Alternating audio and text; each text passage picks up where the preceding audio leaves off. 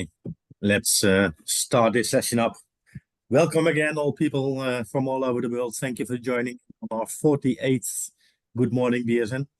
48 already, so we're coming close to our 50th birthday. It's the restart of a new series of Good Morning BSN after a short break. So for a couple of weeks, we had our holidays. And now we're starting off again. We're doing this every Tuesday morning at the same time. So we start sharply at 9:30 and we end after 38 minutes. So that's 10:08. And of course, Good Morning BSN is brought to you by Business School Netherlands in cooperation with the Culture Factor and sponsored by Chintz Global. Good Morning BSN, as you know, is meant to give you practical insights that you can use immediately after viewing this session. The intention is that we have a presenter presenting on a specific topic. After that, we have a reflector reflecting upon what has been said. And then there's the opportunity for you to ask your questions.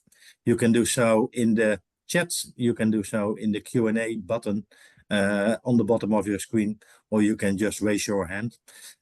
In the last case, that's more difficult for me to moderate. So please put it in the chat room or the Q&As. This session is being videoed. So if you don't want to be on the video, then please turn off your cameras.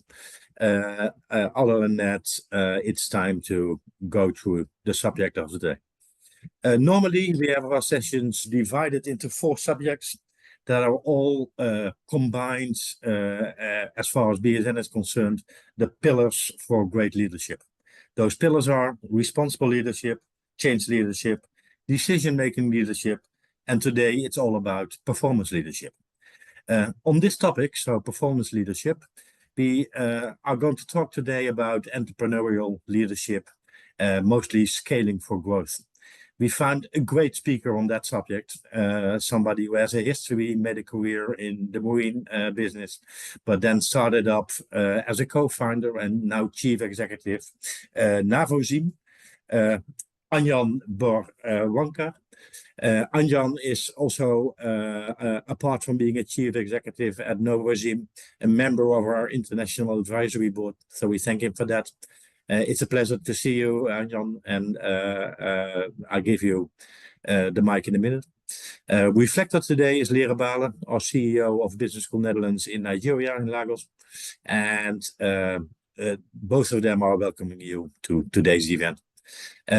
Anjan, can you please share your slides and start off with the presentation? Yes, thank you. Thank you so much, Stein. Thank you, Annette. Thank you, Lera, for inviting me for this Good Morning BSN. I've actually listened in a few of your podcasts before, and learned quite a bit. So hopefully I'm able to contribute today. So let me share my screen and just let me know once you can see that. Okay, so are you able to see my full screen? Not yet, but it's coming. Not yet, okay. So let's give it a few seconds.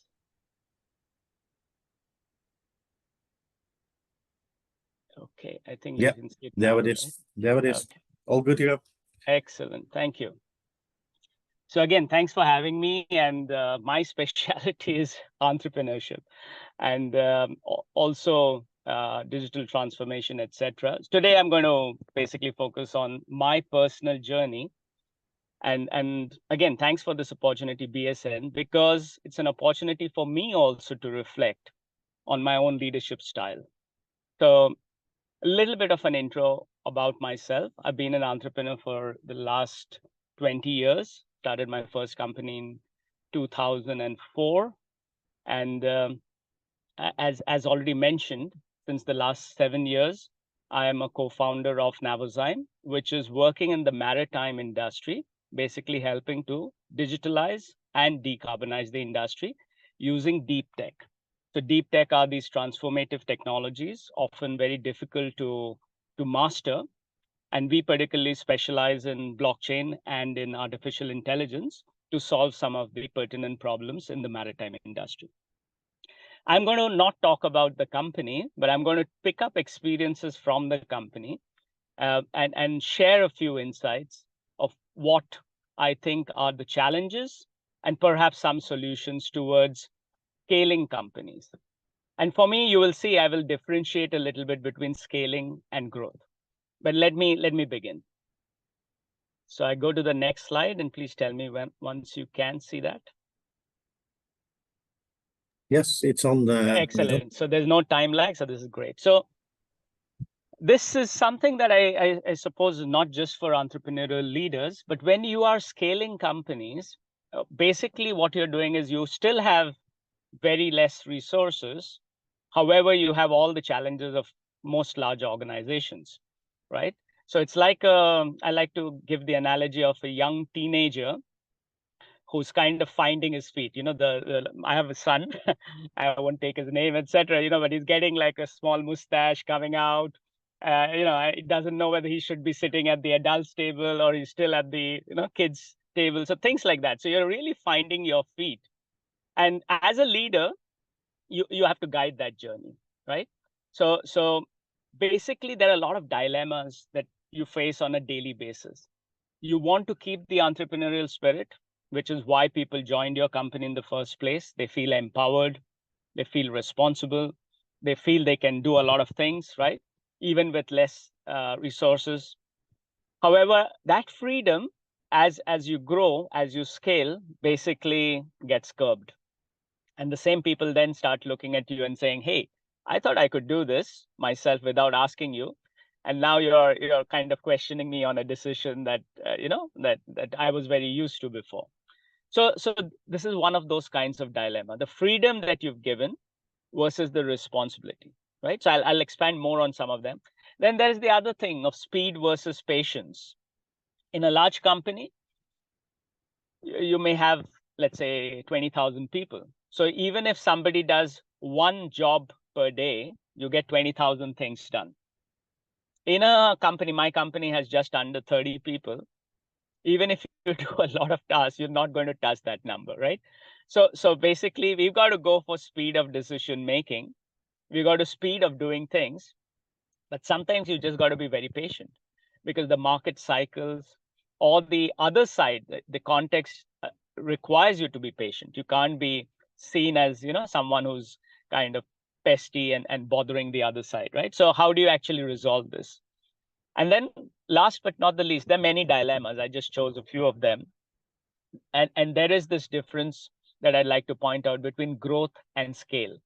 So you could be actually growing, but you may be growing without a solid foundation, and you could collapse pretty easily. Scaling for me is when you're basically able to achieve the impact that you set out to do, but without necessarily, kind of losing all your hair and working like, more than 24 hours that you have in a day. So how can you be living your balanced life and still basically get the impact that you want? This is why I want to differentiate the word growth and scale under this particular forum that we are talking, right? So for me, the challenge is, how do you scale? Not so much how do you grow, because you can grow and then you may collapse after some time, right? You may have a heart attack if you've not figured out how to scale. So these dilemmas are great. And many of you probably, I'd like you to also think about it and reflect on your own dilemmas that you have. Maybe in the chat, you want to put in some of those dilemmas that you face yourself, right? And that's great. And this is really the practicalities of running any business, right? And it's not just for entrepreneurial leaders, but it is even more augmented, even more manifested when you are an entrepreneurial leader. But the challenge now is, so what do we do about this? We're not going to escape from these dilemmas. Neither can we just freeze. We need to keep moving, right? That's why this image here, what do we do? Do we turn left, go straight, go right, right? And today, the velocity of things is just much faster than it was before. So again, you've got to resolve these dilemmas very quickly. And again, there's no right or wrong answer. So I'm going to suggest a few ways in which you can look at least addressing these dilemmas. Again, mind you, there is no right or wrong answer. Only hindsight will tell you that. But at least as an entrepreneurial leader, it will give you a little bit more confidence. It will give you probably a foundation on which to take those decisions. That's what I aspire to do in this, next 10 minutes or so. So let me move further, but think about your dilemmas. We'll come back to that later. So here is where I think something that we all talk about, but now you'll see the practical implication of having a strong purpose. And I am purposely, no pun intended, purposely differentiating purpose from mission. Okay. So in an entrepreneurial setting, the founder or the founders, so I have a co-founder as well, and the two of us had and have a burning purpose. We want to transform the maritime industry. We were former seafarers, and we saw some of the pain points that can be resolved today. However, somebody has to do something about it. So that's our purpose here. It's not the mission. Mission is then you decide to create a company to do something about it, and then you formulate why should that company exist, which is the mission of the company. And then the vision of what would you like to become in the long run.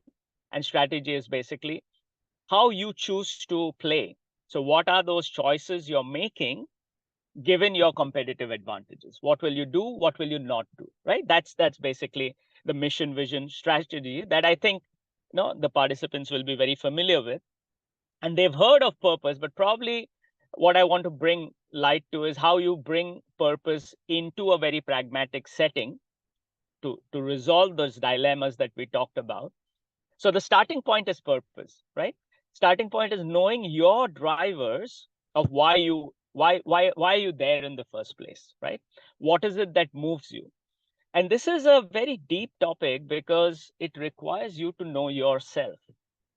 And often we think we know ourselves till we come across situations that we've not encountered before, right?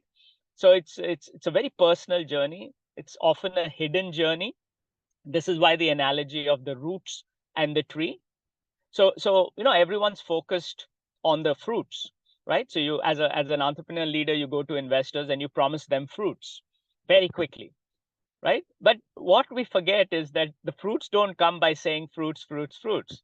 You've actually got to nurture the roots, which is actually hidden, right? And nobody wants to see that and actually, touch their hands in this earth and kind of get dirt all over the place, right? So we want to be careful with only focusing on the fruits and forgetting about the roots.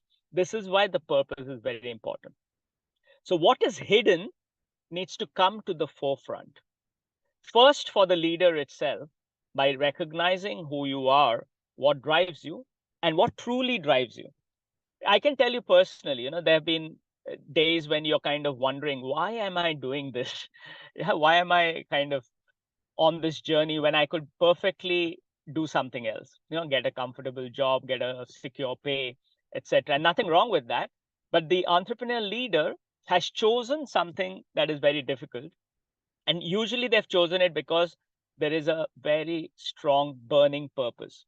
Often that gets forgotten along the journey. So it's really important to remind yourself of that purpose. I do that every morning. That here, give me that strength to stay true to the purpose. And then the mission, vision, strategy, and hopefully it percolates to the rest of the organization. So scaling for me is about creating more leaders, right? I can't be doing everything, but I have to have the leaders to basically enable them to do things. So how do I scale leaders is actually the question that we are trying to answer.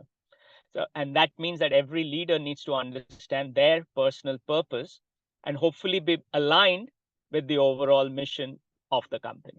So let me go further here, just another couple of slides. So how do you bring this purpose to the forefront? And this image of sitting around a fire and telling stories, and often, it's grandparents passing on stories about the family to their grandchildren. We're losing this in our society today. But I think that's really important because actually what they're telling us is about purpose. They're telling us about the values. They're telling us about all the soft stuff, all the unseen stuff, which is actually what binds us together, right? So what we do in Navazyme, and we started this exercise, we're still young on this journey, but is to actually collect and document those stories from its inception. So somebody who's helping us at the initial days, that story needs to be captured and told. Some incident happened, and because of that, we pivoted. That story needs to be told. Some employee who actually went that extra mile to help a customer, that story needs to be brought out, right? So I think it's really important for the entrepreneur leaders to recognize and develop the skill of storytelling. It's important to first collect those stories. Don't just randomly let it happen. I think that's a mistake I've made as well.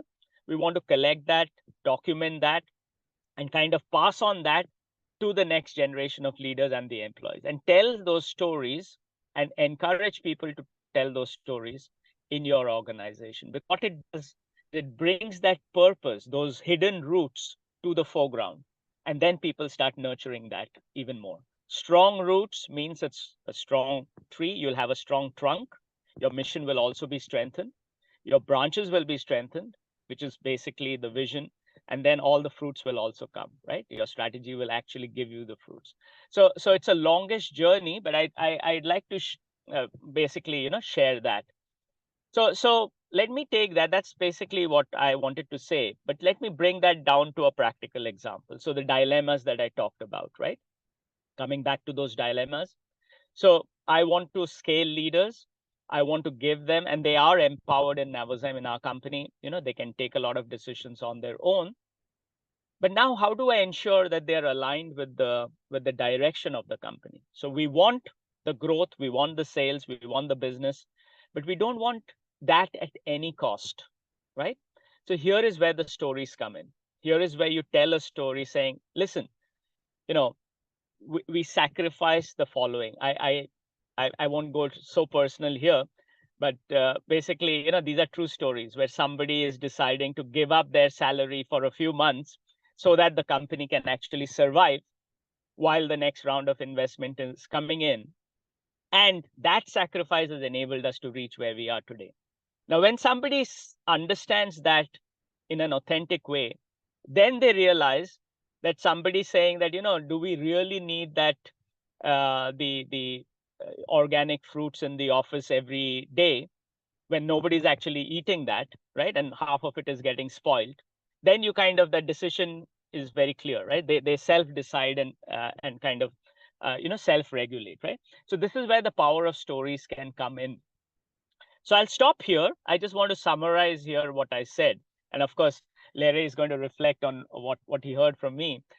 But basically, the points I'm trying to make is, one, scaling companies is about scaling people, which is what makes it really challenging, right? Whenever the human element comes in, as any leader, but the entrepreneur leader has many dilemmas to resolve. And this is where the problem comes. We have very few playbooks. We can't refer to something that was done in another company, because most of those stories are about large companies.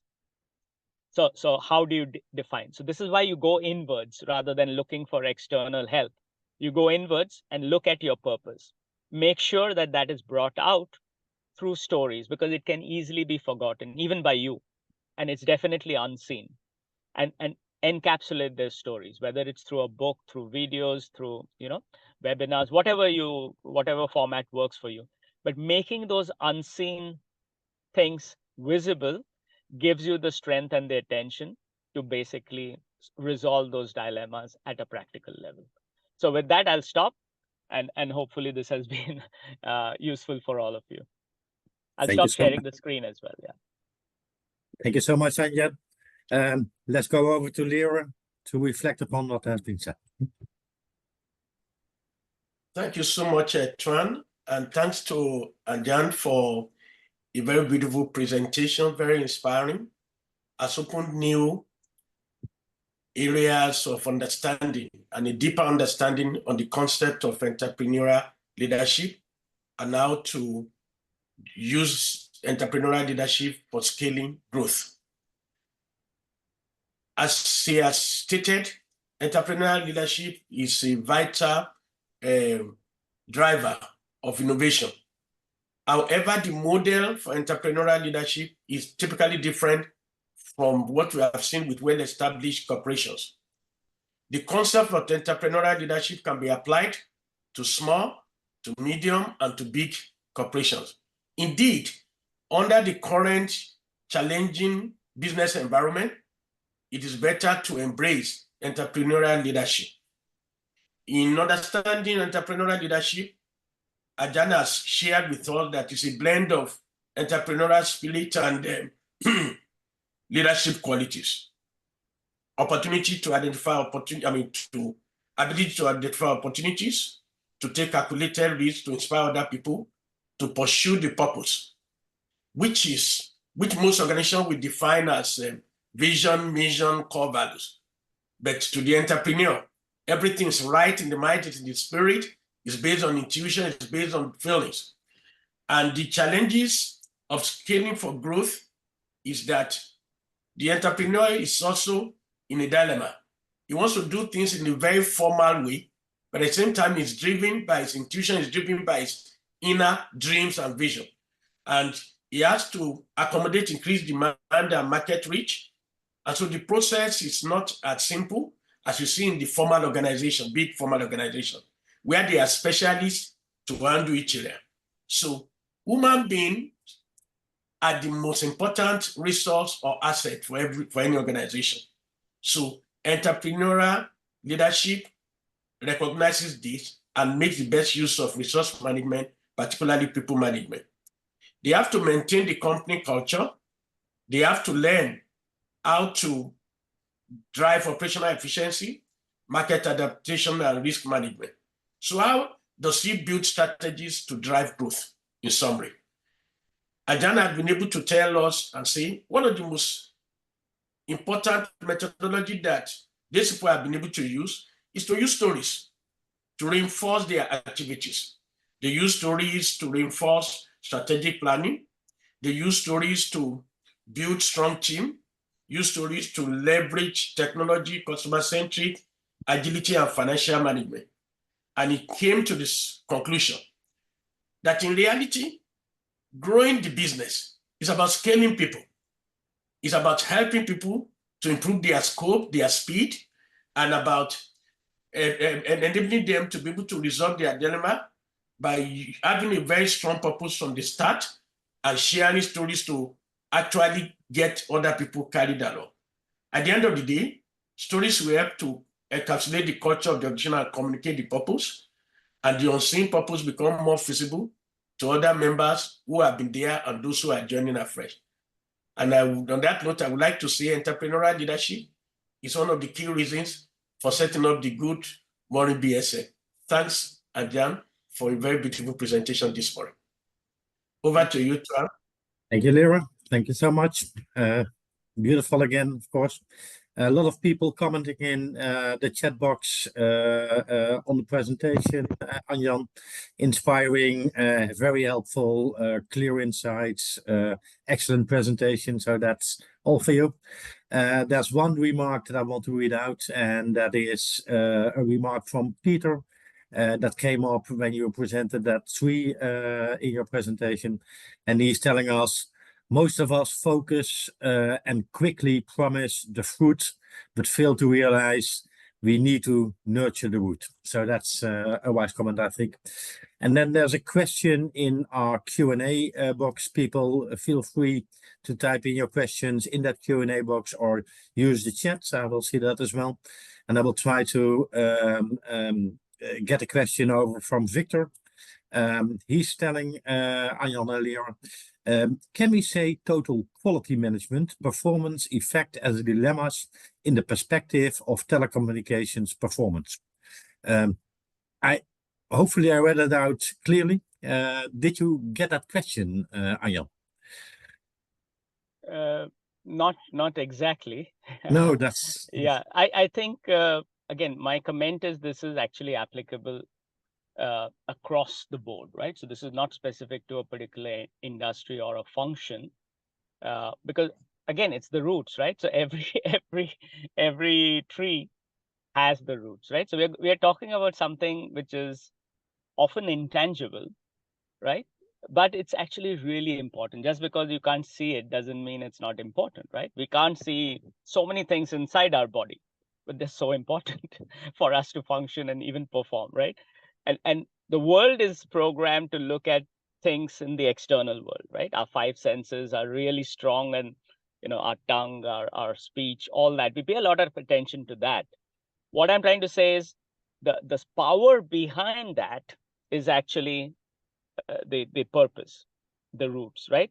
So rather than paying attention to the cosmetics, pay attention to the core, right? Pay attention to the origin.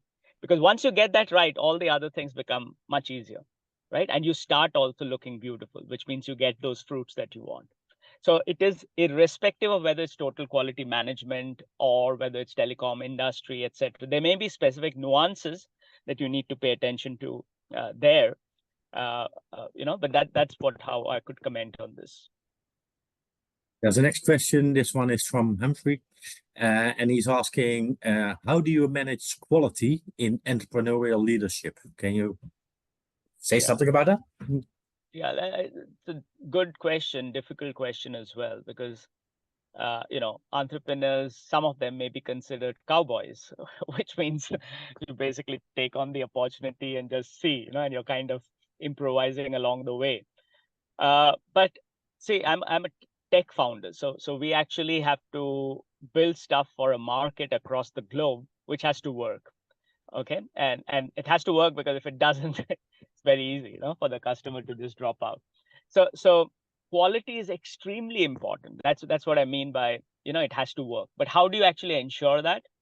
This is, again, for me, in an entrepreneurial organization, the first thing is actually the selection of the people itself.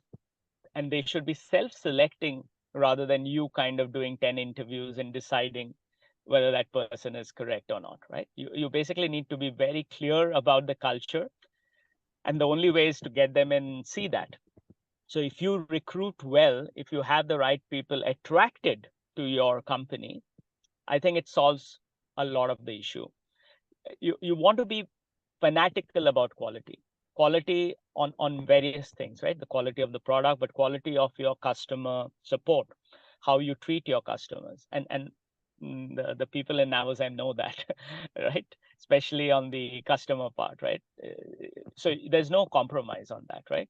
And you want to keep raising the standard. You're the final gatekeeper, so you can't have something pass through you which has the slightest effect. So whether it's a document that is produced as a proposal, or it's a way somebody's presenting the company, right? So the risk of that, again, here is a dilemma. So while you want to, kind of correct people a little bit in that direction to raise the standard, you don't want to be seen as somebody who's pulling them down, right? Here's the dilemma, because you're the final guy. So when you pull up somebody, you want to be very careful of how you do it. And you need the people on the other side to be very receptive to that. Because if they're not, then they're going to view this as control and basically loss of autonomy, which is not what you're trying to do. So great question. I don't have the perfect answer here, but I go back to, I think getting the people in who are aligned with that, who understand that, will really resolve a lot of things, rather than putting controls and mechanisms to solve those problems. Understandable. Yeah. Thank you so much. There's a remark from Ola Bissi. He's telling us storytelling is getting more prominence. In quality improvement and patient safety, it's also being emphasized. So storytelling is an important thing to keep on going. Then there's Annette. Perhaps you can state your question yourself, Annette.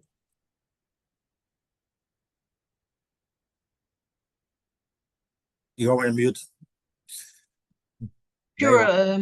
Nice, Anjan, that you mentioned that you can use giving this presentation as a self-reflection on you to pause and think about your leadership.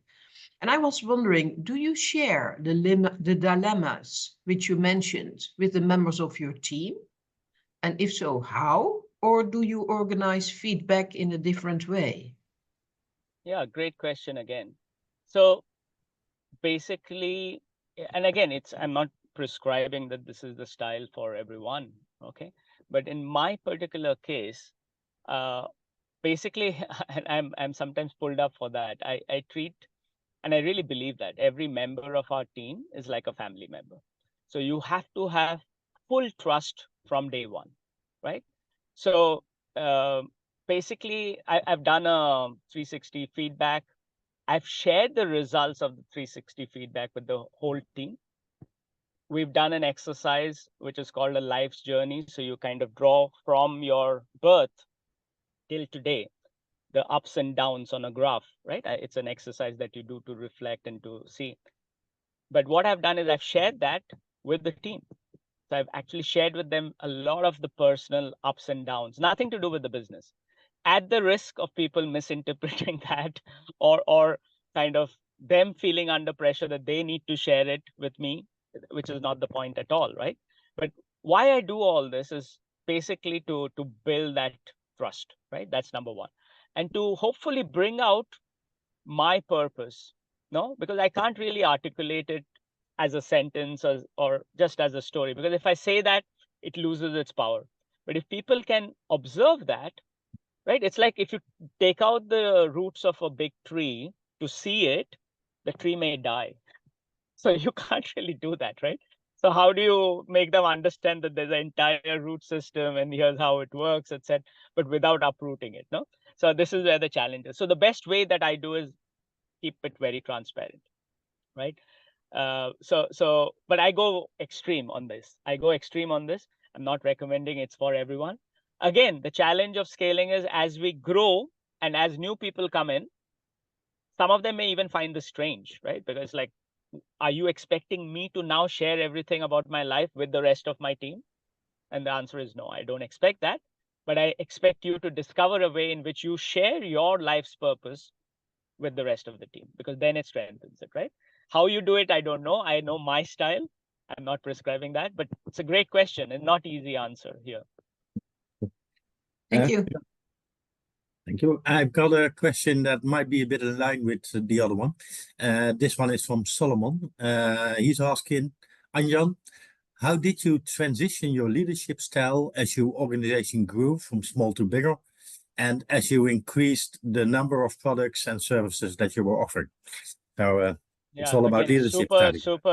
Super question, because when you start off, and in Navozyme, again, rather than something theoretical, when we started off, it was me and a few interns. So it was basically the style was telling, right? You just do this. And those guys were like just looking up and following it perfectly. So all I was looking for is people who follow, who do things, who give their best. That's it, right?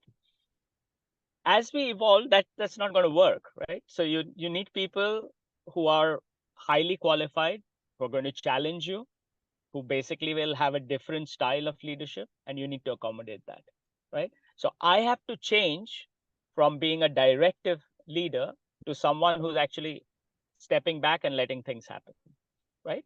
This is where, again, the dilemma comes. When do you actually do that? What's the correct moment to do that? Second is, how do you allow the people the freedom to do their decisions, to bring in their talents and flourish, but stay still in the same direction? So how do you know that it's a weed or it's actually a baby plant that's flowering? This is where I think I don't have a formula for it. It's instinct, judgment, experience, and a lot of honesty and transparency with the other side. You need to be able to have those difficult conversations with the other side early on, and those difficult conversations need to be handled well. So they're not about creating a conflict. They're about helping people understand, why are you doing a certain way? What's your purpose again, right? Is it still aligned, or are we a little bit off here and we need to come back in? But if you let that loose for too long, then you may be surprised at the consequences. So basically the challenge here is, again, you've got to change quite a lot. But again, I think the entrepreneur usually has those skills, right? So in Navozyme, we were from 0 to this. So we didn't start at a certain level. It was actually 0 to this 30. We are, the revenues are now, touching over 1 million, etc., right? In euros, ARR, we're software as a service. We've got clients all over the globe. But now, if I look at next year's projection, this scales 5 times, right? So so right now I'm okay, but my challenge is really, that's why this topic was chosen, because it's like I'm reflecting on finding the answers through this conversation, right? And that's why I signed up for speaking. So again, I'm not sure if it's answering your question, but maybe giving some food for thought. It does for me, Anjan. Thank you so much. Do you have any closing remarks on the questions that were asked, Lyra?